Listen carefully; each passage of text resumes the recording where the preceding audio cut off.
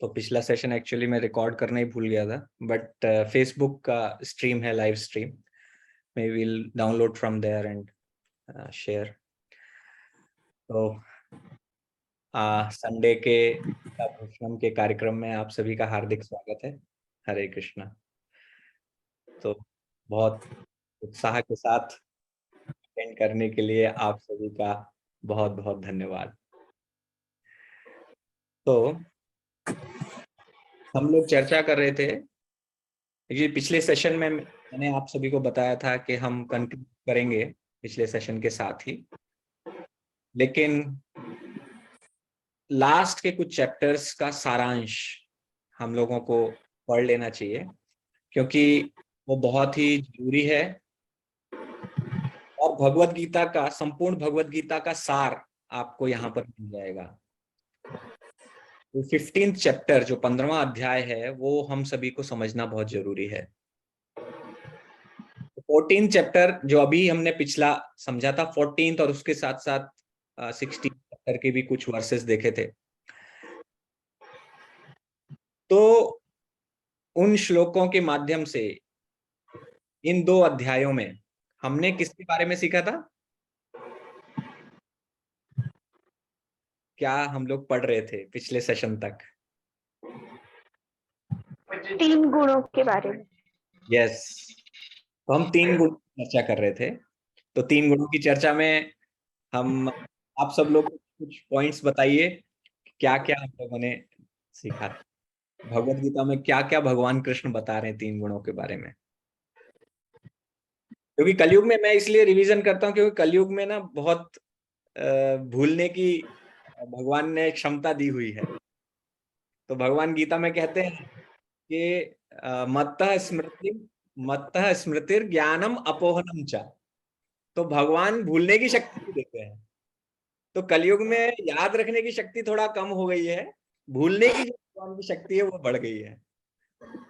तो हम आगे का सुनते जाएंगे, पीछे का गोल करते जाएंगे, फायदा नहीं होगा।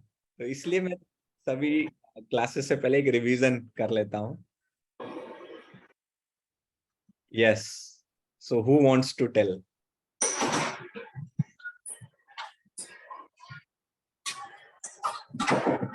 यस, संजीव प्रभु।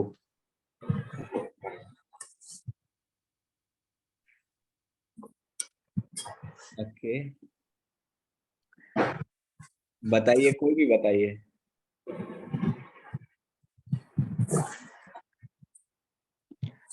तीन गुण, कौन कौन से 3 गुण हैं? चलिए मैं पूछता हूँ, आप बताइए कौन कौन से 3? सतोगुण, रजोगुण, तमोगुण। और जो भी इस दुनिया में आता है या जो भी मैटर है, लाइक ह्यूमन बीइंग्स और anything like in this world, whatever the matter is there, वो सारे उसके वो इन सतोगुण, रजोगुण और तमोगुण से इफेक्टेड होते हैं। जो बस ये परसेंटेज डिफरेंट होता है, लाइक किसी में सतोगुण 80%, 10% रजो एंड तमो, मतलब परसेंटेज का डिफरेंशिएशन होगा, बाकी रहेंगे तीनों के तीनों गुण। और जो सतोगुण होता है वो अच्छा होता है, लाइक वो सारे गुण को, लाइक संयम और शास्त्रों को फॉलो करना और अच्छाई, ये सारी चीजें होती है। रजोगुण में ईर्ष्या होती है और आलस होता है, और तमोगुण में मोह होता है और या चीजों को पाने का बहुत डीप डिजायर, स्टोर करने की इच्छा, ये सब सतोरजो में आते हैं। अच्छा, रजो, ये आलस जो होता है और जो लेजीनेस होती है वो रजोगुण में होती है या तमोगुण में होती है?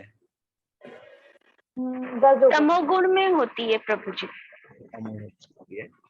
तो आलस्य और प्रमाद ये क्या है तमोगुण के लक्षण? आलस्य और प्रमाद। प्रमाद मतलब, प्रमाद मतलब आप ये लालच। प्रमाद का मतलब है मैडनेस, पागलपन। तो आलस्य और पागलपन ये तमोगुण के लक्षण है। और रजोगुण का एक विशेष लक्षण है, मैंने आपको बताया था। रजोगुण में क्या करने की इच्छा है? जुनून होता है, पैशन, मतलब जुनून होता है किसी चीज को पाने की, कुछ करने की। यस, रजोगुण में पैशन होता है कि मुझे कुछ करना है, कुछ कर दिखाना है, अपना नाम रोशन करना है, राइट। तो और ये तीनों गुण अभी और बाकी लोग बताएंगे, अभी दोनों माताजी लोगों ने बता दिया है। माताजी ये बहुत अच्छे से पढ़ाई कर रहे हैं, हमारे प्रभु जी जो है नहीं बता रहे हैं कुछ भी आंसर, तो प्रभु जी पीछे नहीं रहने चाहिए। तो इन तीनों गुणों में सबसे इन क्या ये तीनों गुण में हमें रहना है?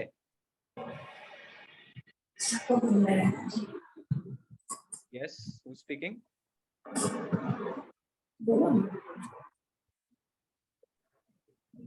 जी बिल्कुल रहना है। अच्छा, इन तीनों गुणों में रहना है या इन तीनों गुणों से ऊपर उठना है?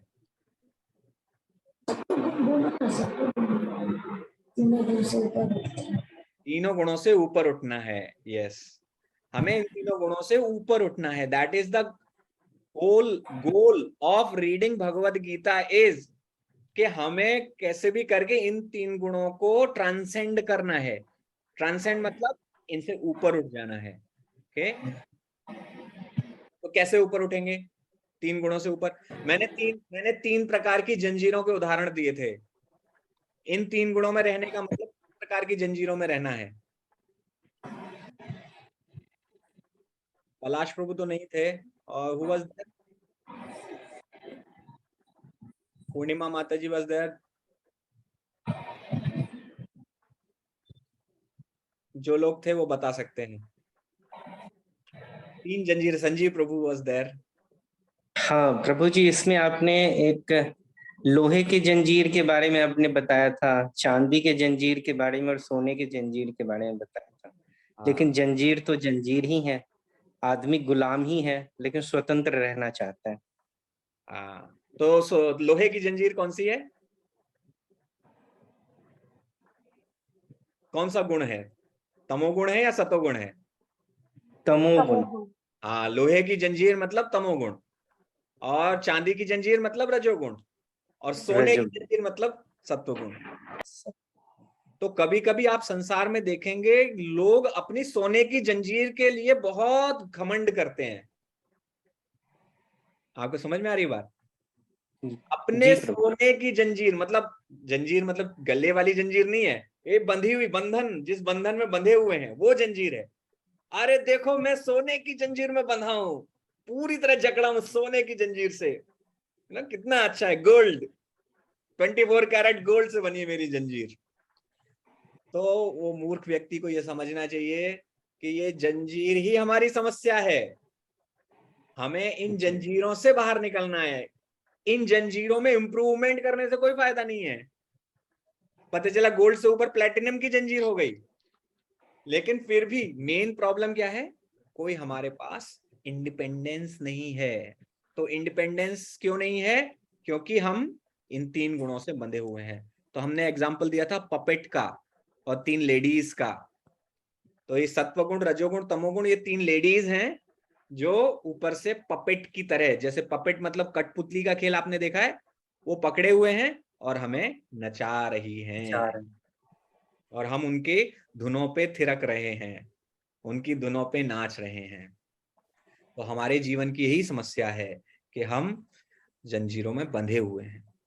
तो ये जब अर्जुन ने ये पूरी बात सुनी, तो अर्जुन हमारी तरह नहीं है। अर्जुन के मन में बहुत प्रश्न आते हैं, हमारे मन में उतने प्रश्न नहीं आते हैं। तो ये हमने तीन, आगे उन्होंने क्या कहा वो हम देखते हैं। तो आत्मा ये बंधी हुई है। आत्मा खुद को किससे आइडेंटिफाई करती है?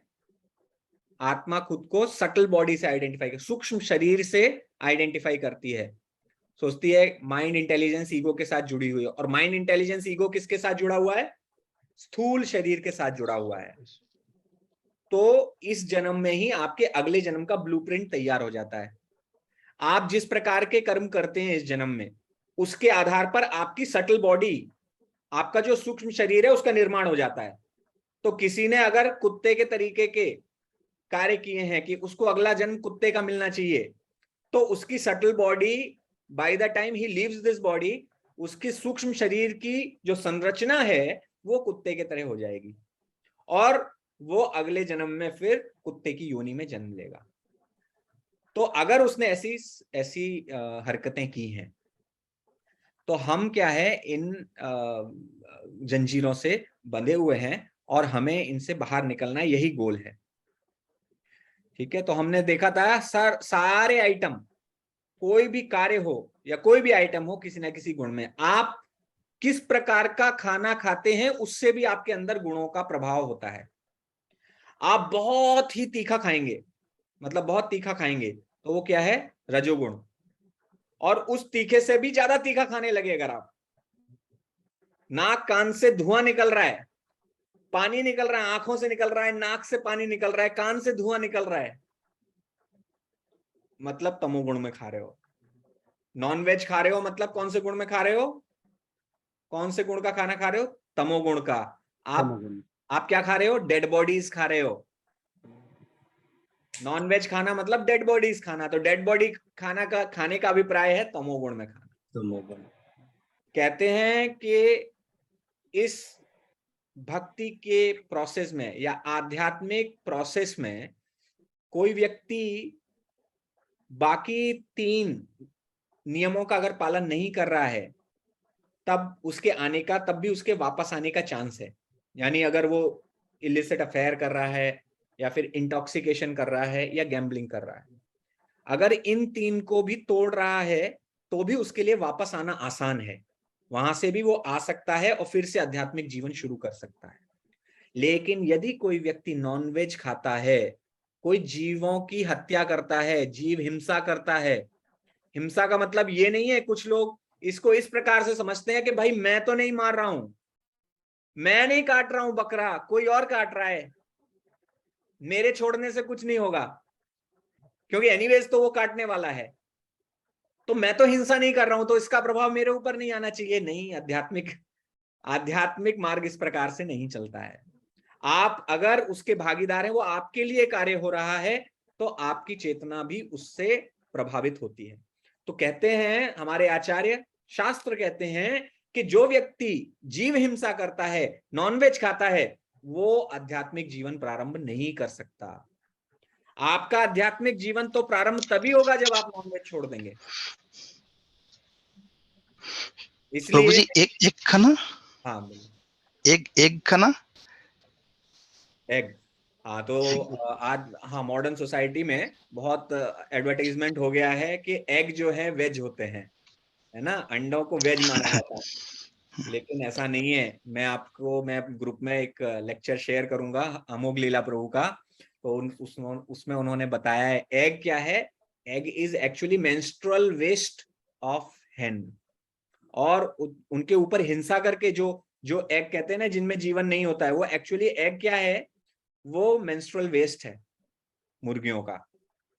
और जो दूसरे प्रकार के एग हैं उनमें तो जीवन होता ही है, जो देशी एग कहते हैं, जो लाल कलर के हल्के से ब्राउन कलर के होते हैं, उनमें तो जीवन होता ही है। और दूसरे जो व्हाइट कलर के होते हैं वो मेंस्ट्रुअल वेस्ट हैं, एंड वो भी हिंसा करके बनाए जाते हैं, उनको इंजेक्शन देके और उनका आर्टिफिशियल इंसेमिनाइजेशन करके बनाए जाते हैं।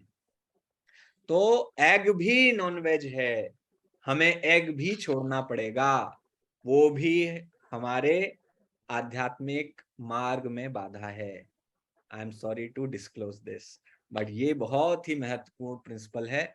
इसलिए अगर आध्यात्मिक मार्ग में हमें प्रगति करनी है, तो हमें अपने इस जो हमारे 4 नियम है उनमें सबसे इंपॉर्टेंट, अगर हमने ये नहीं छोड़ा, नॉन वेज ईटिंग नहीं छोड़ा, तो हम प्रगति नहीं कर पाएंगे। तो दैट्स वाई हम लेक्चर्स में आपको यही बताते हैं कि 4 नियमों का पालन करना चाहिए। No meat eating, no gambling, no intoxication and no illicit sex. ये 4 प्रकार के नियम जो हर आध्यात्मिक व्यक्ति को, जो भी भगवान कृष्ण से अपने संबंध को प्रगाढ़ बनाना चाहता है, उसको ये 4 नियम पालन करना चाहिए, क्योंकि ये हमारे शास्त्रों का वर्णन है। भगवान स्वयं कहते हैं कि ये 4 नियम हमें पालन करने हैं।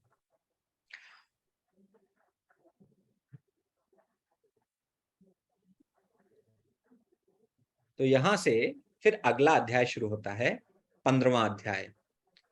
तो 15वां अध्याय का जो सार है वो ये है कि हम जिस संसार में रह रहे हैं वो वास्तव में ये संसार क्या है, भगवान इसको किन शब्दों में परिभाषित करते हैं, भगवान किस प्रकार से समझाते हैं। भगवान अर्जुन को समझाते हैं कि मटेरियल वर्ल्ड है जहां पर जीवात्मा फंसी हुई है।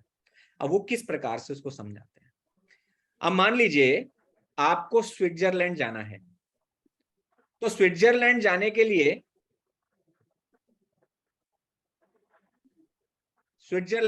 लिए हमें क्या करना पड़ेगा। स्विट्जरलैंड जाने के लिए आपको तैयारी करनी पड़ेगी। क्या तैयारी करनी पड़ेगी, क्या क्या तैयारी करनी पड़ेगी बताइए। आपको कुछ नहीं पता है स्विट्जरलैंड के बारे में, लेकिन आपको स्विट्जरलैंड जाना है, तो आपको क्या क्या तैयारी करनी पड़ेगी। यस, क्या क्या तैयारी करनी पड़ेगी। प्रभु जी हमको पढ़ना पड़ेगा उस जगह के बारे में, नॉलेज गेन करनी पड़ेगी। हाँ, जानना पड़ेगा हमें उस जगह के बारे में, ये क्या जगह है, कहाँ स्थित है, राइट, कहाँ स्थित है। अब हमें यही पता नहीं है कि कहाँ स्थित है, तो हम कैसे जा पाएंगे वहां पे।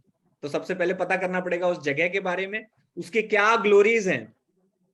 स्विट्जरलैंड जा रहे हो तो ग्लोरीज तो आपको कुछ ना कुछ पता होंगी कि कितनी महान जगह है स्विट्जरलैंड। तो स्विट्जरलैंड के लिए पहले आपको पता करना पड़ेगा कि ये इतनी महान जगह क्यों है, कहां पर स्थित है, और क्या जानने की कोशिश करेंगे आप।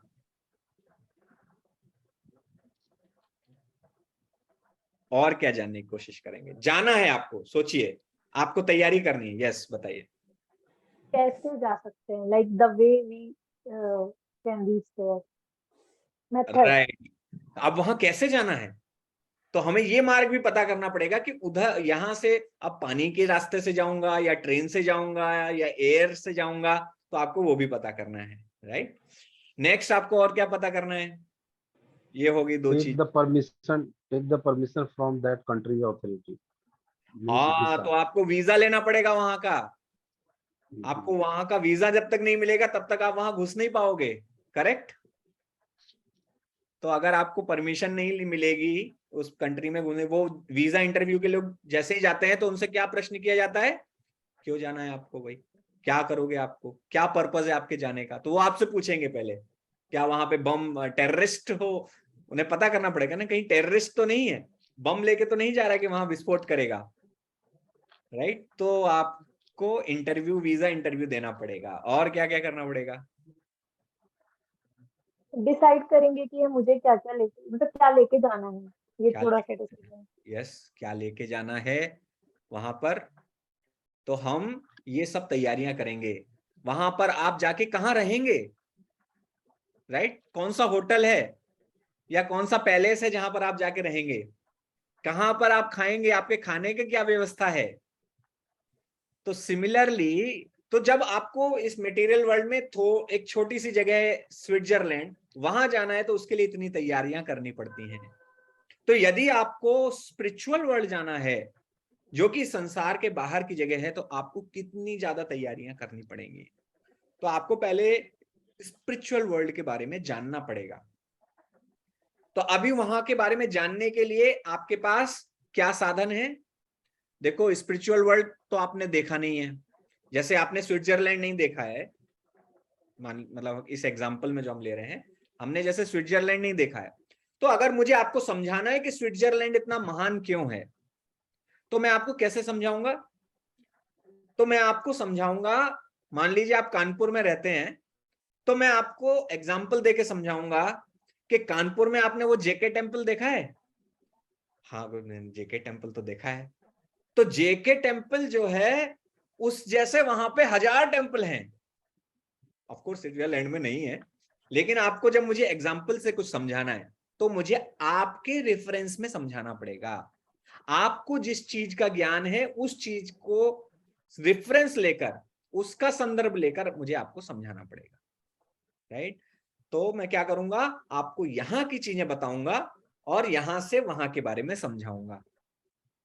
तो सिमिलरली, जब हमें स्पिरिचुअल वर्ल्ड के बारे में समझना होता है तो हम क्या करते हैं, मटेरियल वर्ल्ड के ही एग्जांपल लेते हैं। तो हम मटेरियल वर्ल्ड से कंपैरिजन करते हैं ताकि आपको स्पिरिचुअल वर्ल्ड समझ में आ सके। यद्यपि स्पिरिचुअल वर्ल्ड का मेटीरियल वर्ल्ड से कोई कंपैरिजन नहीं है, it is totally opposite, but at least मुझे डिफरेंस मिल जाता है कि मैं आपको ये समझाऊं, देखो यहां पर द्वंद्व है, यहां पर राग है, द्वेष है, अटैचमेंट है और एवर्जन है, दोनों चीजें हैं। लेकिन स्पिरिचुअल वर्ल्ड में क्या है? केवल प्रेम है, वहां पर केवल प्रेम है। तो आपको समझ में आ जाएगा यहां पे द्वंद्व है, यस, मतलब मैं किसी से प्रेम करता हूं और किसी से मैं नफरत करता हूं, और वहां पे केवल प्रेम करते हैं। यहाँ पे मोह, प्रेम भी यहाँ पर परवर्टेड है, मोह है यहाँ पे, और वहां पे क्या है? वो प्योर लव है, शुद्ध प्रेम है। मैं समझाऊंगा, यहां पर आपको बीमारियां लगती हैं, यहां पर आपको बुढ़ापा होता है, स्पिरिचुअल वर्ल्ड में जाएंगे तो आपको बुढ़ापा नहीं लगेगा, वहां आप कभी वृद्ध नहीं होते हो, आपकी एटर्नली एक सेम एज रहती है, दैट इज स्पिरिचुअल वर्ल्ड। तो इसलिए मैं आपको यहां के एग्जांपल लेके समझाऊंगा तो आपको समझ में आएगा।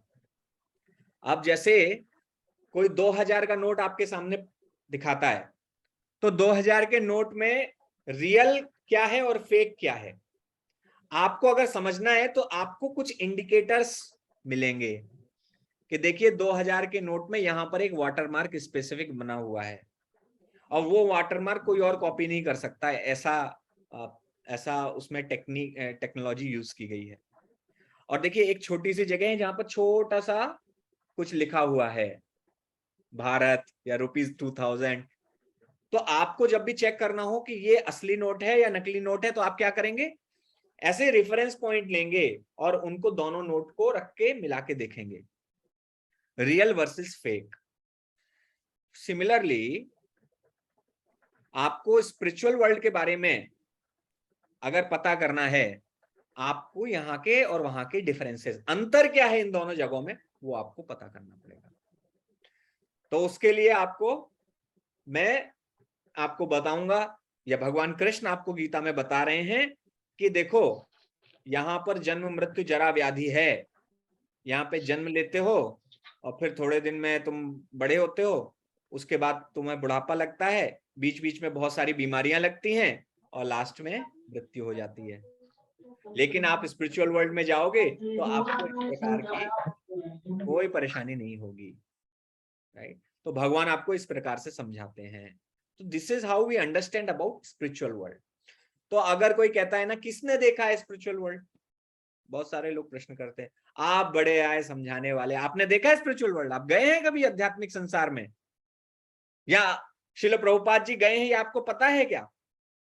जैसे प्रभुपाद से कभी किसी ने प्रश्न पूछा था, प्रभुपाद क्या have you seen Krishna? So Prabhupada replied, मतलब प्रभुपाद आपने भगवान कृष्ण को देखा है क्या? तो एक बार प्रभुपाद से जब ऐसा पूछा गया तो प्रभुपाद ने उत्तर दिया, अगर मैं हां कहूंगा तो तुम विश्वास करोगे क्या? इफ आई से yes, will you believe me? So Prabhupada was right कि अगर जो स्केप्टिक है, जो सिनिकल है, जिसको हर आध्यात्मिक ज्ञान पर संदेह है, उसको अगर प्रभुपाद बोल भी देंगे कि हाँ मैंने कृष्ण को देखा है, तो क्या वो विश्वास करेगा? तो इट डजंट मैटर कि किसी और ने देखा है कि नहीं देखा है। दूसरी बार किसी ने सेम क्वेश्चन पूछा, तो प्रभुपाद लेक्चर दे रहे थे ऐसे ही, तो प्रभुपाद के सामने भगवान राधा कृष्ण का विग्रह रख था। तो this man stood up and he started asking this question, Prabhupada have you seen Krishna? Prabhupada said, हाँ मैं देख रहा था, तुम बीच में आ गए हो, बैठ जाओ। सो भगवान को श्रील प्रभुपाद विग्रह में देख रहे थे, तो विग्रह में भगवान है, भगवान ने स्वयं प्रोसेस दिया हुआ है, प्राण प्रतिष्ठा का प्रोसेस दिया हुआ है, जिससे हम विग्रह में भगवान का आवाहन करते हैं। तो पूरा तरीका है, वैदिक तरीका है, जिसमें एक एक मंत्र पढ़कर और भगवान को आवाहन किया जाता है कि भगवान आइए और आप इस पत्थर के अंदर आप विराजित हो जाइए। तो भगवान, जो लोग कहते हैं कि पत्थर की मूर्ति की पूजा करते हो, तो उनसे ये प्रश्न भी पूछना चाहिए, क्या भगवान में इतनी शक्ति नहीं है कि वो पत्थर के अंदर भी आ सकें? यदि आप ये कहते हैं कि पत्थर में भगवान नहीं आ सकते, इसका मतलब तो आप भगवान को पंगु बना रहे हैं, आप भगवान को कमजोर बता रहे हैं। भगवान के अंदर इतनी शक्ति है कि वो कहीं भी आ सकते हैं। So that's why we have to understand कि ये जो है नॉनसेंस लॉजिक जो है, उनसे घबराने की जरूरत नहीं। इसीलिए हमें ज्ञान लेना बहुत जरूरी है, इसलिए पढ़ना बहुत जरूरी है, सुनना बहुत जरूरी है। तो श्रील प्रभुपाद इस प्रकार से जो संदेह करने वाले लोग होते थे, प्रभुपाद उनको समय समय पर अलग अलग उत्तर दिया करते थे। तो हमें रियल वर्सेस फेक हमें अगर समझ में आ जाएगा तो what will happen, then we will be able to understand कि हम क्या चीज प्राप्त करने के लिए प्रयास कर रहे हैं। तो यहां से 15वें अध्याय की शुरुआत होती है और भगवान कृष्ण अर्जुन को 15वें अध्याय के पहले श्लोक के बारे में बोलते हैं। श्री भगवान उवाच, भगवान् उवाच, ऊर्ध्वमूलम् अधः शाखम् ऊर्ध्वमूलम् अधः शाखम् अश्वत्थं प्राहुरव्ययम् अश्वत्थं प्राहुर्व्ययम् छन्दांसि यस्य पर्णानि छन्दांसि यस्य पर्णानि यस्तं वेद स वेदवेत्। यस्तं वेद स वेदवित्। तो भगवान क्या कह रहे हैं, यहां पर डेफिनेशन बता रहे हैं। ऊर्ध्व मूलम अधः शाखा। मूल माने क्या होता है, मूल माने क्या होता है, जड़, रूट। अधः शाखा, ऊर्ध्व मतलब ऊपर, अधः शाखा, शाखा नीचे है, अधः मतलब नीचे और शाखा मतलब ब्रांच। अश्वत्थ, अश्वत्थम प्राहुरव्ययम। अश्वत्थम मतलब बनियान ट्री, अश्वत्थ का पेड़ है।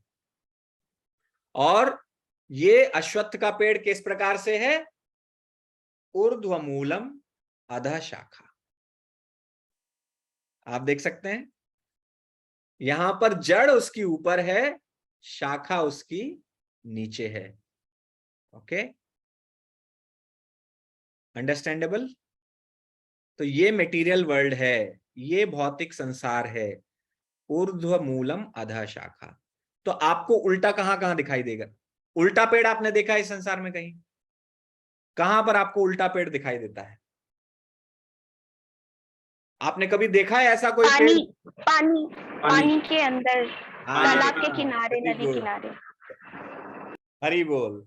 तो ये जो है आपको ऊर्ध्व मूलम अधः शाखा आपको दिखाई देगा रिफ्लेक्शन में, प्रतिबिंब में।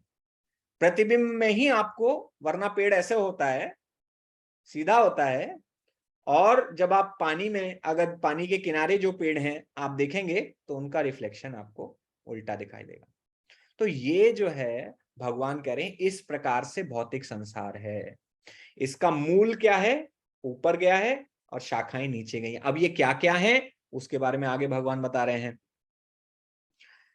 इसमें कह रहे हैं कि लीव्स, जो उनकी पत्तियां हैं, छंदांसी यस्य पर्णानि। तो पत्तियां क्या हैं, छंद हैं। छंद मतलब वेदों के छंद। वेद अलग मीटर में लिखे होते हैं, जैसे संस्कृत है ना, अलग अलग छंदों में होती है, छंद में। तो अनुष्टप छंद, इस प्रकार से अनेक छंद होते हैं।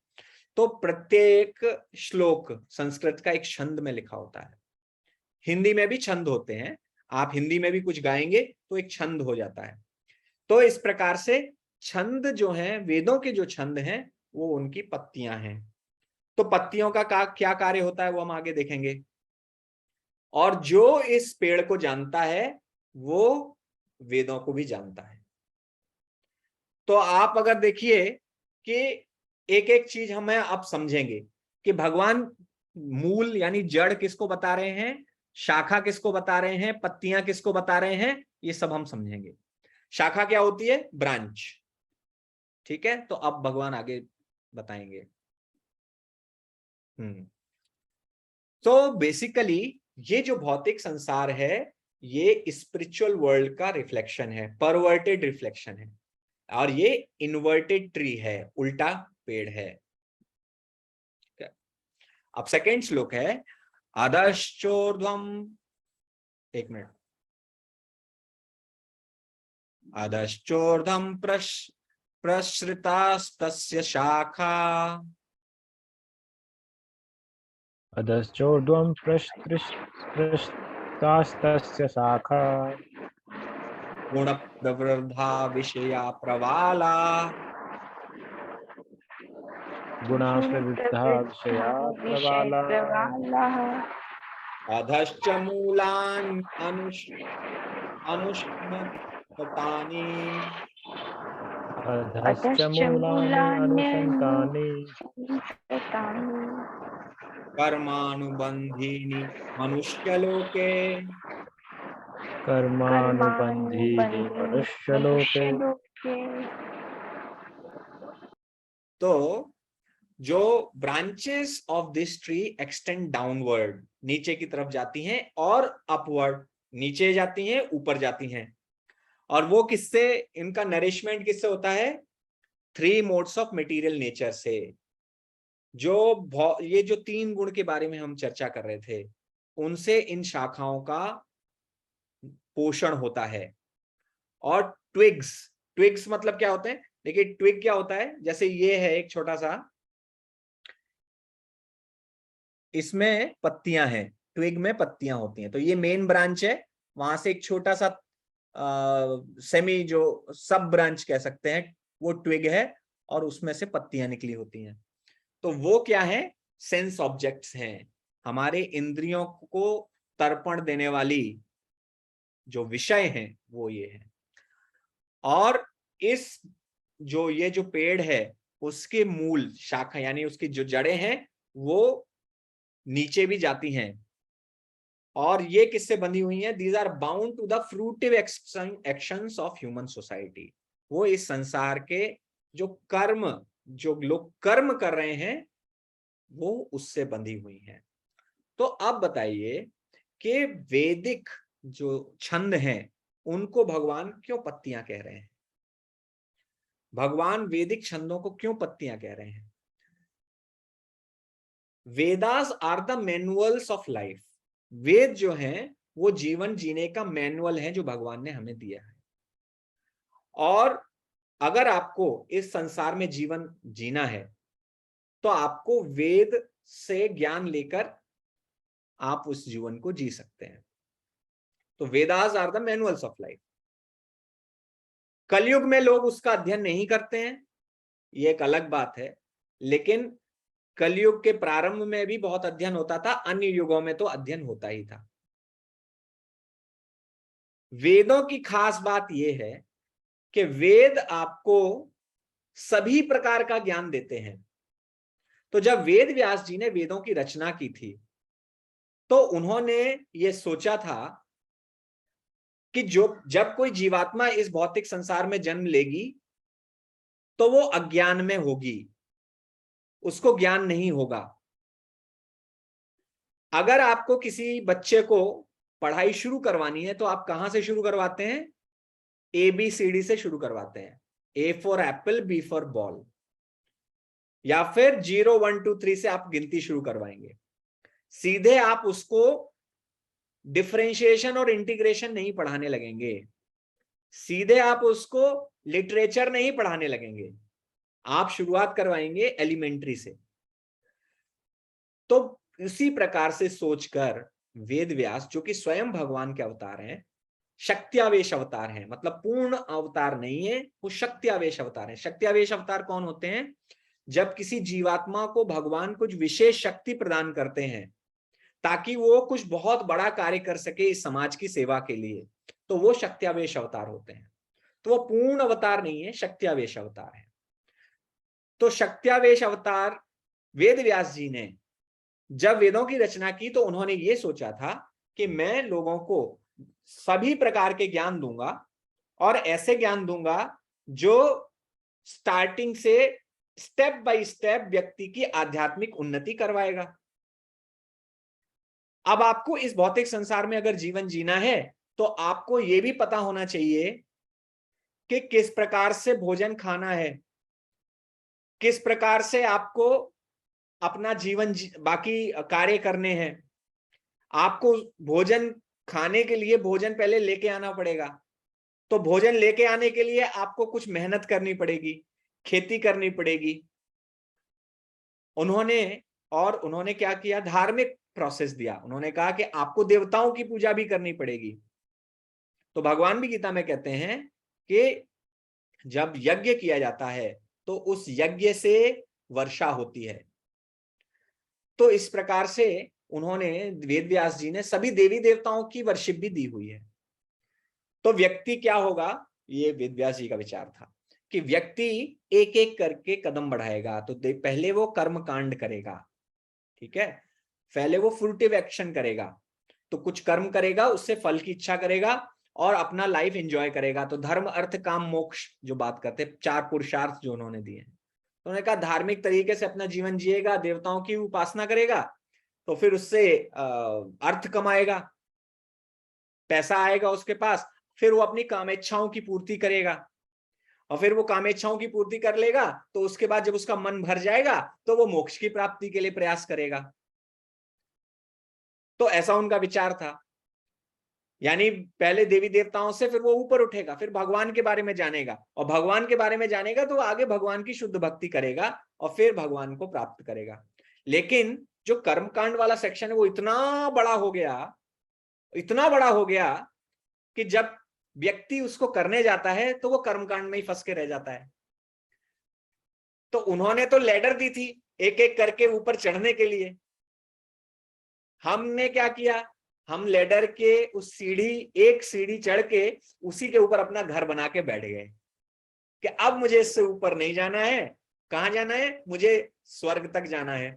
तो बहुत सारे लोग वहीं फंसे रह गए कि अब मैं क्या करूंगा, यज्ञ करूंगा, कर्मकांड करूंगा, स्वर्ग तक जाऊंगा, वापस आऊंगा, फिर से कर्म करूंगा, फिर स्वर्ग जाऊंगा, फिर वापस आऊंगा।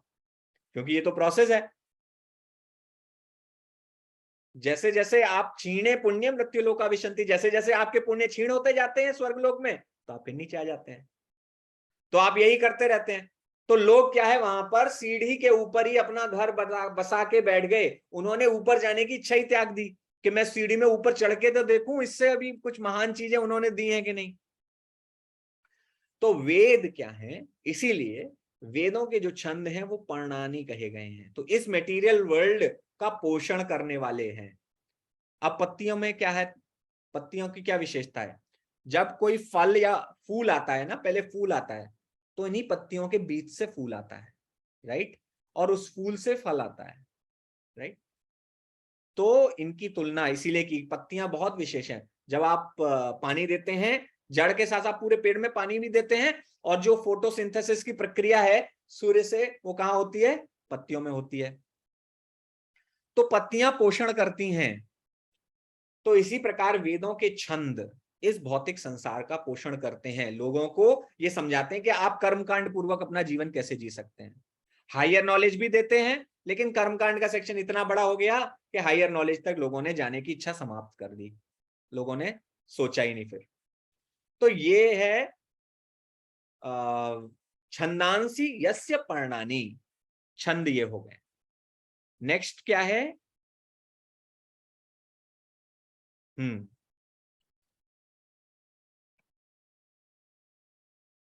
अब जो ब्रांचेस हैं, इस पेड़ की जो ब्रांचेस हैं, जो शाखाएं हैं, वो नीचे और ऊपर की ओर जा रही हैं। अब नीचे और ऊपर क्या है, नीचे और ऊपर, कुछ शाखाएं नीचे जाती हैं, कुछ शाखाएं ऊपर जाती हैं। यानी ये जो है, इस संसार में आप जो भी कर्म कर रहे हैं, उस कर्म के फलों के अनुसार कभी आप ऊपर की तरफ जाते हैं, कभी नीचे की तरफ जाते हैं।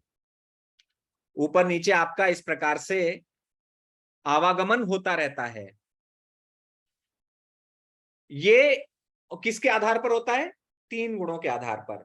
तो हमने डिस्कशन किया था कि जो अधो गच्छन्ति तामसा, जो तम गुण में है, तमो गुण में है, वो अधो गच्छन्ति होते हैं, वो नीचे की तरफ जाते हैं, नीचे योनियों में चले जाते हैं, जानवर के रूप में जन्म लेते हैं। पेड़ के रूप में जन्म लेते हैं, और अनाज और फसल, ये सब जो है आपको तमोगुण वाले मिलेंगे। तमोगुण के कारण यहाँ चले जाते हैं। और ऊर्ध्वम गच्छन्ति सत्वस्थ, जो सत्व में स्थित है वो ऊपर की तरफ जाता है। और राजस वाले हैं, जो रजोगुण वाले हैं, मध्य तिष्ठन्ति राजसा, जो रजोगुण वाले हैं वो बीच में रहते हैं। तो आप समझ गए। तो भगवान यहां से बता रहे हैं हमें कि हम किस किस गुण के आधार पर कहां कहां जाएंगे। तो आप जिस प्रकार का जीवन जिएंगे उस प्रकार का आपको भविष्य प्राप्त होगा। और जो ट्री है उसकी जो जड़ें हैं वो नीचे की तरफ भी जा रही हैं, जो कि किससे है? फ्रूटिव एक्शंस, ह्यूमन सोसाइटी की जो फ्रूटिव एक्शन है, यानी कर्म कांड वाले जो कार्य हम कर रहे हैं उससे जुड़े हुए हैं। हम जितना भी कर्म कांड करते हैं, उस कर्म कांड, वो कर्म जो है हम कर रहे हैं, उसकी वजह से हमारा इस संसार में जकड़ और भी मजबूत होती जाती है। आप जितने कर्म करते जाएंगे, कर्म बंधन और भी कठोर जकड़ता जाता है, राइट। तो गहना कर्मणो गति, कर्म की गति बहुत गहन है। आपका एक परिवार में जन्म हुआ है, आपको एक प्रकार की पत्नी या पति प्राप्त हुआ है, आपको एक प्रकार के बच्चे प्राप्त हुए हैं, आपको एक प्रकार का चेहरा प्राप्त हुआ है, आपको एक प्रकार के बाल प्राप्त हुए हैं, आपको एक प्रकार की बुद्धि प्राप्त हुई है। ये किसके आधार पर है? ये आपके कर्मों की गति के आधार पर है। आपने किस प्रकार के कर्म पिछले जन्म में किए थे, उसके आधार पर आपको इस जन्म में फल प्राप्त हो रहा है। तो इसी प्रकार से हमारी जो जकड़ है, हमारा जो बंधन है, वो इस भौतिक संसार में और मजबूत होता जाता है। तो आप इस जीवन में अनेक फिर से कर्म करेंगे, अनेक कर्म करेंगे, किसी के साथ दुश्मनी करेंगे, किसी के साथ मोह करेंगे, वहां पर भी आपका बंधन जकड़ता जाएगा। किसी से ईर्ष्या करेंगे, आपका बंधन जकड़ता जाएगा, क्योंकि आपने किसी से पैसे ले लिए और वापस नहीं किए, एक और बंधन बढ़ा लिया, एक और रस्सी बांध ली। अब उस रस्सी को, उसका फल प्राप्त करने के लिए फिर से आना पड़ेगा। वो पैसे जो जिसके लिए हैं आपने, वो आपको देने तो आना ही पड़ेगा। अगले जन्म में वो आदमी आएगा, आपसे चीटिंग करके लेके जाएगा, फिर आप रोएंगे, हाय हाय मेरे साथ चीटिंग हो गई। अरे तुम्हारे साथ चीटिंग नहीं हुई है, तुमने चीटिंग की थी, उसका फल प्राप्त हुआ है। तो जब मेरे साथ ऐसा कुछ भी होता है तो मुझे ये सोचना चाहिए कि मेरे ही बुरे कर्मों का फल है। इसका मतलब ये नहीं है कि हमें अकर्मण्य हो जाना है, इसका मतलब ये नहीं है कि हमें अपने कर्तव्यों का पालन नहीं करना है। अपने कर्तव्यों का पालन करना है, लेकिन कर्तव्यों का पालन करने के बाद भी यदि आपको फल प्राप्त नहीं होता है, तो फिर आपको मानना चाहिए कि यस, ये मेरे पूर्व जन्म के बुरे कर्मों का फल है जो मुझे प्राप्त हो रहा है। जैसा कि अंग महाराज का उदाहरण आता है। अंग महाराज के पुत्र हुए वेणा। वेणा जो था बचपन से ही राक्षसी प्रवृत्ति का था। खेल खेल में जाकर वो बच्चों का सिर काट के ले आता था बचपन में। इस प्रकार का पुत्र उनको प्राप्त हुआ। अंग जो थे भगवान के शुद्ध भक्त थे। अंग ने बहुत प्रयास किया अपने बच्चे को समझाने का, उसको सुधारने का, उसको डांटने का, डपटने का, सब कुछ प्रयास किया, लेकिन वो वेणा नहीं सुधरा। तो अंग महाराज ने सारे प्रयास करने के बाद फिर उन्हें ये साक्षात्कार हुआ कि ये जो इंडिकेशन ये भगवान की तरफ से मुझे मिला है कि मुझे ये अभी संसार छोड़ के संन्यास लेना चाहिए, कि मैंने सारे प्रयास कर लिए फिर भी नहीं सुधरा है। तो इसका मतलब अब ये भगवान की इच्छा है कि मुझे, उन्होंने उसको अपनी आध्यात्मिक उन्नति के लिए यूज किया। इसी प्रकार नारद मुनि 5 वर्ष के बालक थे पूर्व जन्म में। पूर्व जन्म में नारद जो थे 5 वर्ष के बालक ही थे जब उनकी माता का देहांत हो गया, सांप ने काट दिया और मर गई। पिता थे नहीं, वो अकेले बच्चे थे। और उनकी माँ जैसे ही मरी तो उन्होंने क्या सोचा, उस 5 वर्ष के बालक ने ये नहीं सोचा कि भगवान ने ऐसा पाप, मतलब ऐसा मुश्किल परिस्थिति में मुझे क्यों डाल दिया है। उन्होंने ये सोचा कि अब मैं अपनी आध्यात्मिक प्रगति करता हूं। और वो तुरंत ही अपनी माँ का अंतिम संस्कार करके तुरंत चले गए आत्म साक्षात्कार के लिए। तो हमें ये समझना चाहिए कि अपने कर्तव्यों के पालन के साथ हमें ये समझना चाहिए कि जो फल हमें प्राप्त हो रहे हैं वो हमारे कर्मों के अनुसार हमें प्राप्त हो रहे हैं। और यदि अगर हम कर्म नहीं करेंगे तो हम फिर से एक और बंधन में बंध जाएंगे। तो कर्म करना भी आवश्यक है। ये नहीं बिना कर्म किए कोई बोले अरे एनीवेज जो होना है वो तो होगा ही, है ना। कुछ जगह आपने गीता का सार लिखा देखा होगा, कुछ कैलेंडर्स में लिखा होता है ना, किस पर शोक करते हो, है ना, जो होना है वो तो होगा ही, तू क्या लेकर आया था, तू क्या लेकर जाएगा।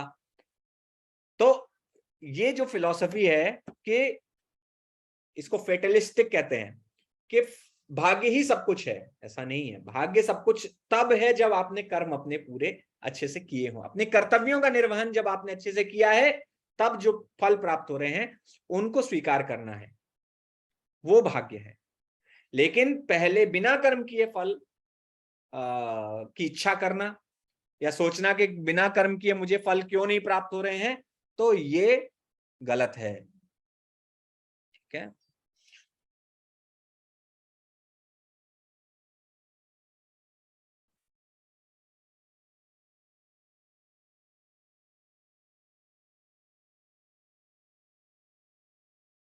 तो अब ये समझना चाहिए कि मटेरियल वर्ल्ड और स्पिरिचुअल वर्ल्ड, इन्वर्टेड ट्री जो है उसको मटेरियल वर्ल्ड से भगवान कंपेयर कर रहे हैं। तो इसमें बहुत सारी जो मेन जो रीजन है इस मटेरियल वर्ल्ड में रहने का, वो है डिजायर। यहां दिखाई दे रहा है आपको, डिजायर, इच्छा। तो हम इस भौतिक संसार में क्यों हैं? हम इस भौतिक संसार में क्यों हैं? क्योंकि हमारी इच्छा है। It is our desire to be in this material world, that's why we are in this material world. How many of you believe that it is your desire to be in this material world? आप में से कितने लोगों को विश्वास है कि आपकी इच्छा है इस भौतिक संसार में रहने की, इसी वजह से यस आप इस मटेरियल वर्ल्ड में हैं? यस। तो हमारी इच्छा है, और जिस दिन हमें इच्छा हो जाएगी कि मुझे इस मटेरियल वर्ल्ड से बाहर निकलना है, तो आपको भले ही टाइम लगे, जैसे पंखा बंद होता है तो तुरंत नहीं रुक जाता है, पंखा बंद होता है तो उसको थोड़ा टाइम लगता है, तो पहले चलता रहता है लेकिन स्पीड कम हो जाती है और फिर उसकी स्पीड समाप्त हो जाती है। तो इसी प्रकार से हमारी स्पीड भी कम हो जाएगी, धीरे धीरे करके कर्म जो है फल प्राप्त होंगे, लेकिन कर्मों के फल प्राप्त होते होते हम आगे कर्म नहीं बांधेंगे, आगे कर्म के बंधन नहीं बनाएंगे। तो ये जो इस पंखे की स्पीड है, जो कर्म का पंखा चल रहा है, उस पंखे की स्पीड कम होती जाएगी और फिर वो बंधन समाप्त हो जाएगा एक समय। तो पहले हमें सबसे पहले इच्छा करनी है। तो किसी की जब इच्छा होती है कि उसे आईआईटी में एडमिशन लेना है, तो वो क्या करता है, 10th क्लास के बाद ही तैयारी शुरू कर देता है, कोचिंग ज्वाइन कर लेता है, पढ़ाई करना शुरू कर देता है ना। तो तुरंत तैयारी शुरू करता है, तो उसको 2 साल लगते हैं, 11th 12th, फिर उसके बाद वो जेईई का एग्जाम सक्सेसफुली पास कर पाता है। तो उसी प्रकार से जब हमारी इच्छा होगी कि हमें इस मटेरियल वर्ल्ड से बाहर निकलना है, तो फिर हमें आध्यात्मिक साधना करनी पड़ेगी, और वो साधना करने के साथ ही हम प्यूरिफाई होते जाएंगे। काम क्रोध मद लोभ मोह मत्सर्य से हम छुटकारा पाते जाएंगे, और जब हम छुटकारा पालेंगे तब हमारे मन में कृष्ण प्रेम भी उदय होने लगेगा। कृष्ण प्रेम तो उदय होने लगता है एक्चुअली, जैसे ही आप हरे कृष्ण महामंत्र जपना शुरू करते हैं और भक्तों का संग करना शुरू कर देते हैं, और जैसे ही आप श्रील प्रभुपाद की पुस्तकें पढ़ने लगते हैं, तो आप जैसे ही साधना शुरू करते हैं, सत्संग करना शुरू करते हैं, आपके मन में थोड़ा सा कृष्ण प्रेम उदय हो जाता है। मतलब उदय मतलब वो ऑलरेडी था, वो कवरिंग हटने लगती है और वो हमें एहसास होने लगता है, लेकिन पूरी तरह नहीं होता। तो कभी कभी क्या होता है कि जब क्लास अटेंड करते हैं तो बड़ा अच्छा लगता है कि हाँ मुझे भक्ति करनी है बहुत अच्छे से, लेकिन फिर बीच में बंद कर देते हैं, तो फिर वो जो है ठंडा पड़ जाता है उत्साह। तो उत्साह ठंडा पड़ जाता है, इसीलिए हमें उत्साह में आग में घी डालते रहना चाहिए। हमें आग में जब तक घी डालते रहेंगे तब तक आग जो है ऊपर उठती रहेगी। तो इसलिए भक्तों का संग कभी नहीं छोड़ना चाहिए, संडे की क्लासेस नहीं छोड़नी चाहिए, संडे की क्लासेस आके अटेंड करते रहना चाहिए। तो इस मटेरियल वर्ल्ड में this is main reason why we are in this material world, it is because of this reason कि हमारी इच्छा है। और twigs are the objects of senses. यहां पर आप देखिए जो जो वो छोटे छोटे सब ब्रांच है ना, वो क्या है, वो सेंस ऑब्जेक्ट्स हैं, इंद्रिय विषय हैं, इंद्रियों के विषय। तो हम क्या करते हैं, हमारा आकर्षण होता रहता है विषयों के प्रति, हमारा आकर्षण होता रहता है वो क्या अच्छा खाना है मुझे, किस प्रकार से अच्छा अपोजिट सेक्स मिलना चाहिए, उनका एसोसिएशन मिलना चाहिए, है ना, और किस प्रकार से मुझे अच्छा सुनने को मिलना चाहिए। तो हम ये इच्छाएं करते रहते हैं। तो this is because of this material world. ये these are considered the twigs of the material world. जो इन्वर्टेड ट्री है उसकी ट्विग्स। और आप कुछ जो शाखाएं ऊपर जा रही हैं वो आपके पायस एक्ट्स हैं। तो पायस एक्ट्स की वजह से आप क्या है, ऊपर भी जाते हैं। ये पायस एक्ट्स हैं, ये वैदिक हिम्स हैं, सब देखिए। इधर मुक्ति भी है, मुक्ति भी प्राप्त होती है।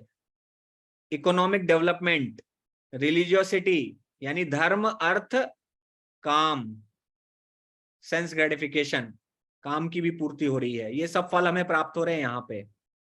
जब इम्पायस एक्ट करते हैं तो हम नीचे जाते हैं, नीचे की तरफ जड़ें होती जाती हैं। तो देखिए आपको फिर निम्न योनि में भी जन्म मिलता है, पशु पक्षी की योनि में, पेड़ों की योनि में जन्म मिलता है। अच्छे कर्म करते हैं तो देव गंधर्व इस प्रकार की योनि में जन्म मिलता है।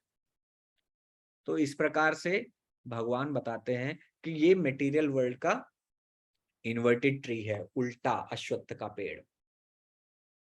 और ये जो है स्पिरिचुअल वर्ल्ड का डिस्क्रिप्शन है। इसके बारे में हम लोग आगे समझेंगे। तो आज हमने क्या समझा है बेसिकली,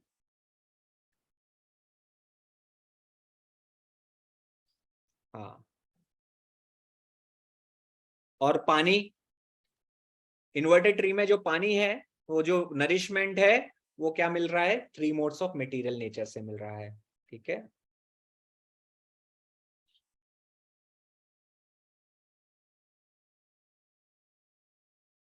तो अगर ये मटेरियल नेचर नहीं होगा, अगर ये 3 गुण नहीं होंगे, तो ये संसार का जो उल्टा पेड़ है वो सूख जाएगा।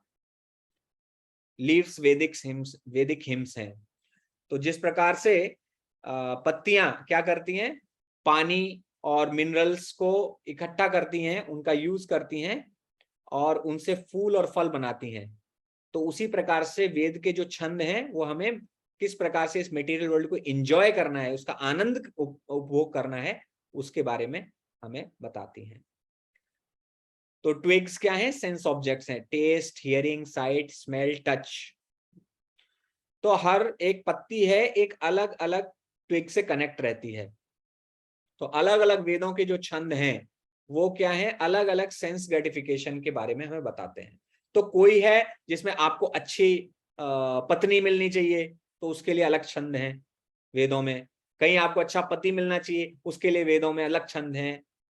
रूपवान पत्नी देही, रूपवान स्त्री देही, तो उसके अलग छंद है। यशो देही, तो यश दे मुझे, तो यश के लिए अलग छंद है। तो अलग अलग प्रकार के छंद इस प्रकार से वेदों में दिए हुए हैं ताकि आपको अलग अलग सेंस ग्रेटिफिकेशन प्राप्त हो सके। रूट्स क्या है, कर्म, कर्म बैड कर्म और गुड कर्म। तो ये जो कर्म है हमें 3 प्रकार के इन गुणों से बांधते हैं।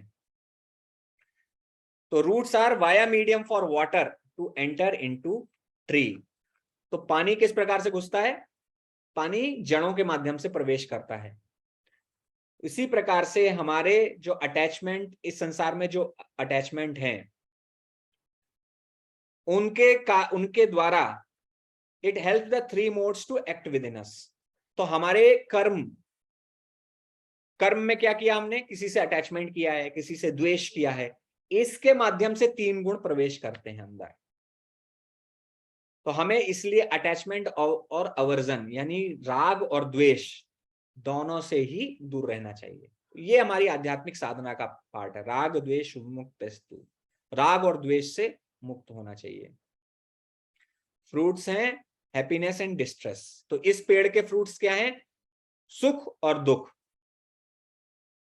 तो सुख दुख, आपको कभी आपने अच्छा कर्म किया तो उसके सुख मिल रहे हैं, आपने बुरे कर्म किए तो उसके दुख मिल रहे हैं। वो पूर्वजन्म के आधार पर, आपका पूर्वजन्म के कर्मों के आधार पर आपको इस जन्म में फ्रूट्स मिल रहे हैं। तो ये हमारी एनालॉजी हमें याद रहनी चाहिए। और ये जो इन्वर्टेड ट्री है, it is a reflection of the real tree. तो जिस प्रकार से, अब ये इन्वर्टेड ट्री होने का क्या मतलब है? इसका मतलब कहीं ना कहीं रियल ट्री भी है।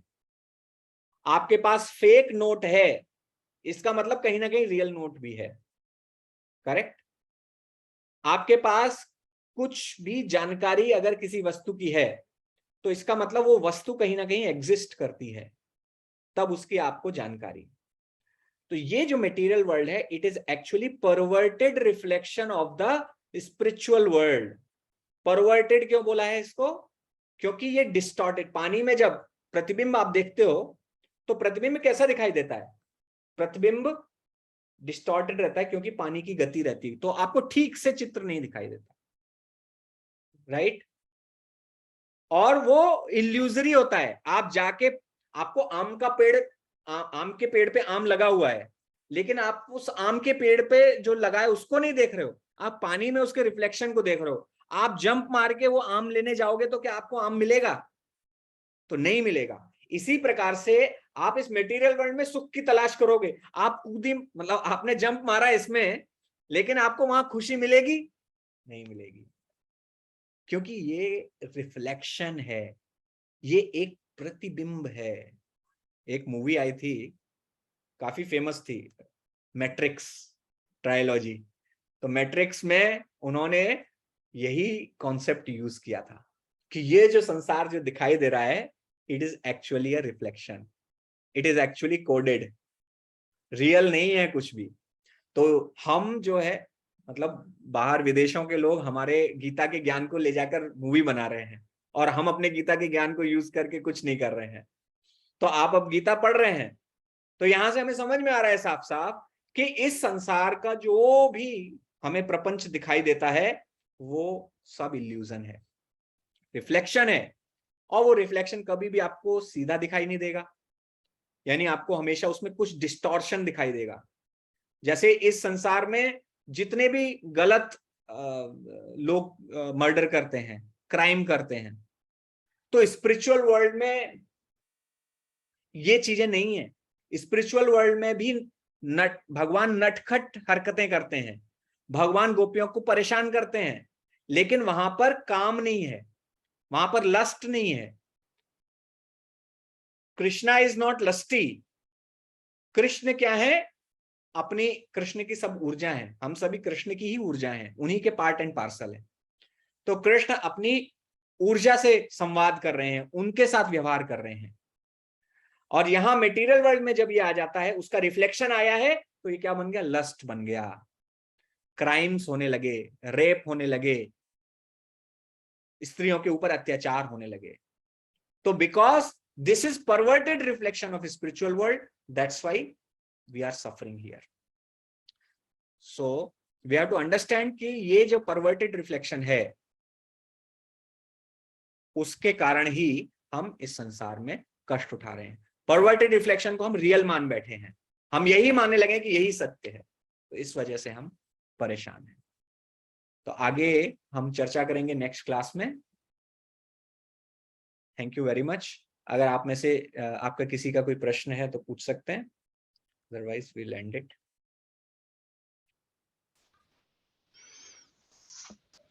प्रभु जी, एक क्वेश्चन था, जो to get liberations we a person need to have sat quality, right? Satgun. But who already in the liberated path or already liberated, should he call that he has the quality, he crossed the satgun, or he is in the transcendental mode? सत्वगुण क्या है? सत्वगुण आपका at least, सत्वगुण आपको facilitate करता है आध्यात्मिक साधना करने के लिए। ओके, आप रजोगुण और तमोगुण में होंगे तो आप आध्यात्मिक साधना नहीं कर पाएंगे। रजोगुण में आप करेंगे तो आपकी जो साधना होगी, जो हमने लास्ट चैप्टर में डिस्कस किया था ना, रजोगुण में भी साधना होती है, तमोगुण में भी साधना होती है। अघोर पंथ भी है एक, तो उसमें तमोगुण में साधना होती है। तो सत्वगुण क्या है, आपको एक ऐसा प्लेटफॉर्म है जो ट्रू स्पिरिचुअलिटी है, आपको भगवान के प्रति प्रेम को जागृत करना है, तो आप सत्वगुण के प्लेटफॉर्म में कम से कम होने चाहिए, क्योंकि हमारी जो प्रैक्टिसेस हैं वो सत्वगुण की प्रैक्टिसेस हैं। तो अगर आप सत्वगुण में नहीं आएंगे, वो प्लेटफॉर्म है एक, सत्वगुण एक प्लेटफॉर्म है, यहां से आपको ऊपर उठना है। तो we have to transcend even the sattvaguna platform. तो सत्वगुण हमारा गोल नहीं है, सत्वगुण गोल हो जाएगा तो हम यहीं बंधे रह जाएंगे, सोने की चेन में बंध जाएंगे फिर, ऐसे मानिए। तो वो सत्वगुण भी हमारा गोल नहीं है। सत्वगुण से आपको, आपने शायद पिछला वाला अभी आपका छूट गया है, मैं आई विल शेयर दैट। तो वो सत्वगुण तो हमें बांधता है, मिनिमम है, वो मिनिमम है, उससे वो भी प्लेटफॉर्म है, क्योंकि ताकि हम अपनी स्पिरिचुअल साधना कर सकें, एंड देन वहां से ऊपर हमें उठना है। तो जो लिबरेटेड है, जो ऑलरेडी लिबरेटेड है, जो ऑलरेडी भगवान के शुद्ध भक्त हो गए, देखिए लिबरेशन के अर्थ अलग अलग होते हैं। एक होता है मुक्ति, लिबरेशन। तो मुक्ति क्या है कि भगवान में मिल जाना, भगवान में मर्ज हो जाना। हम उस वाली मुक्ति की बात नहीं करते। मुक्ति 4 प्रकार की होती है। उसमें सायुज्य मुक्ति एक जो होती है, जिसमें भगवान ब्रह्मन में लीन होने के लिए जो कामना करता है, तो हम उसकी बात नहीं करते। उसके अलावा जो 3 प्रकार की मुक्ति होती है, सारूप्य मुक्ति, सालोक्य मुक्ति और सामीप्य मुक्ति और सारिष्ट्री, 4 प्रकार की, तो टोटल 5 है। तो इन 4 प्रकार की मुक्ति की हम कामना करते हैं, सालोक्य, सारूप्य, सामीप्य, सारिष्ट्री। तो भगवान के साथ सेम लोक में होंगे, भगवान के सेम रूप को प्राप्त करेंगे और भगवान के समीप रहेंगे और भगवान के जैसे ही वैभव को प्राप्त करेंगे। तो ये मुक्ति है, ये वैष्णव इनके लिए कामना कर सकता है, लेकिन सायुज्य के लिए कामना नहीं करता है। तो हम उस मुक्ति की बात नहीं कर रहे हैं।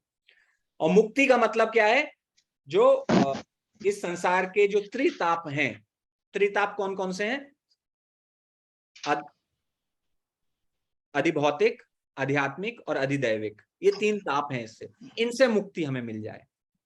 तो वो मुक्ति की बात नहीं कर रहे हैं हम कर रहे हैं आध्यात्मिक मुक्ति की बात, यानी इस संसार से जाकर हम वैकुंठ में या भगवान के धाम में गोलोक वृंदावन को प्राप्त करें, तो उसकी बात कर रहे हैं। तो उसके लिए जो उस स्टेज को प्राप्त कर चुके हैं वो सत्वगुण से भी ऊपर है एक्चुअली, ठीक है।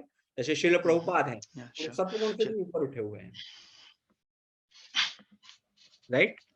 और क्वेश्चन था, या आई अंडरस्टूड, या सो और क्वेश्चन था, जो material world are the reflections of spiritual world. So we, Brahma created many verses, many universes, right? Many worlds.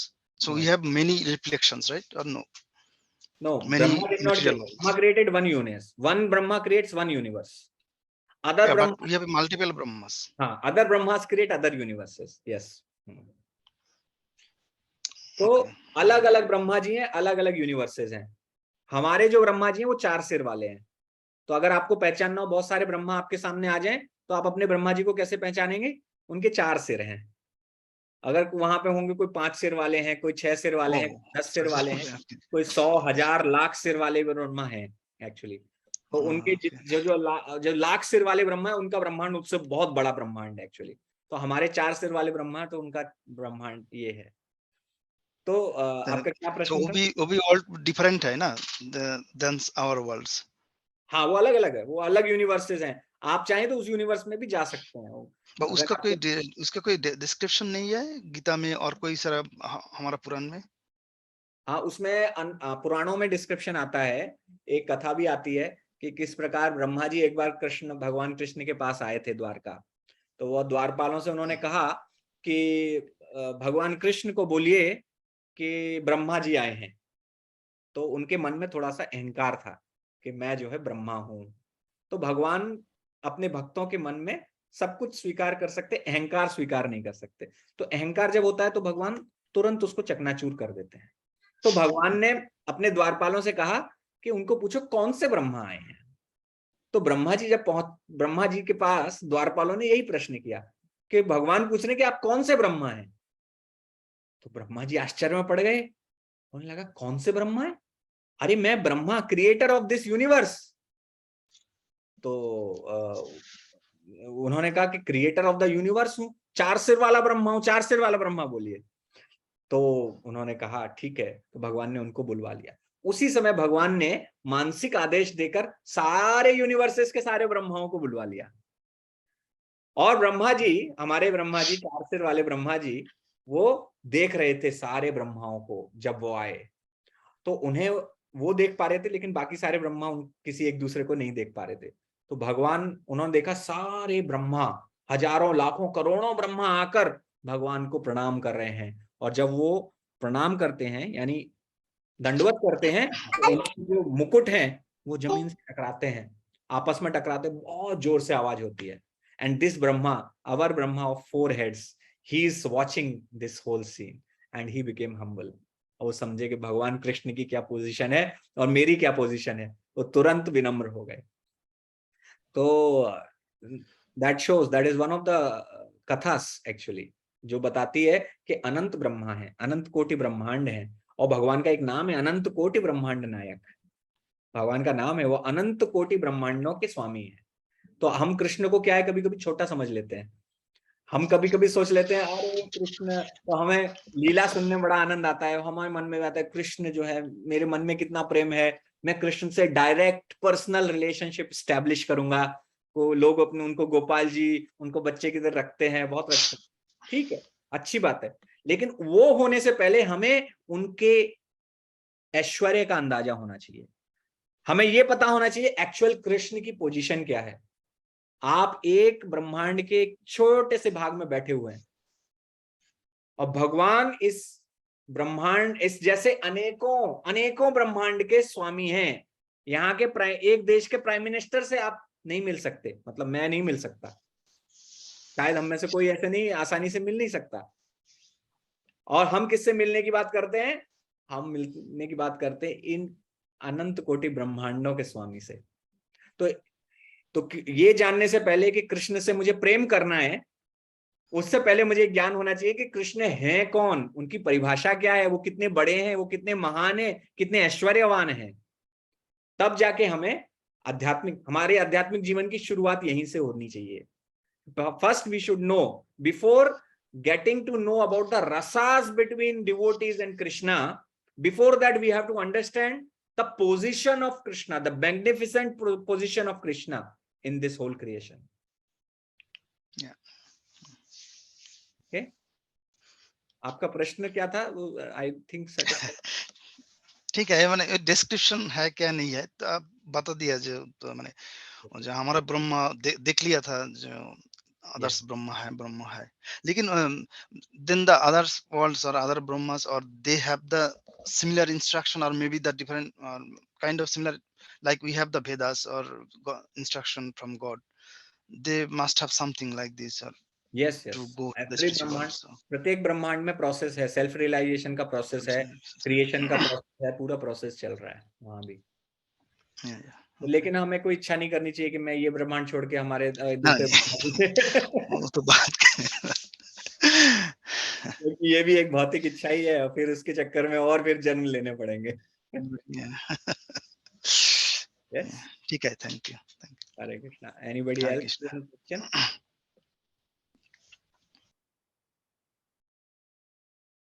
Okay, so if there is no question, so we will meet in next class. Thank you very much. We'll upload all these 3 classes. By next week I will upload all. Hare Krishna. हरे कृष्ण। श्रीमद् भगवद गीता की जय, जय। प्रभुपाद की जय। जय। हरे कृष्ण।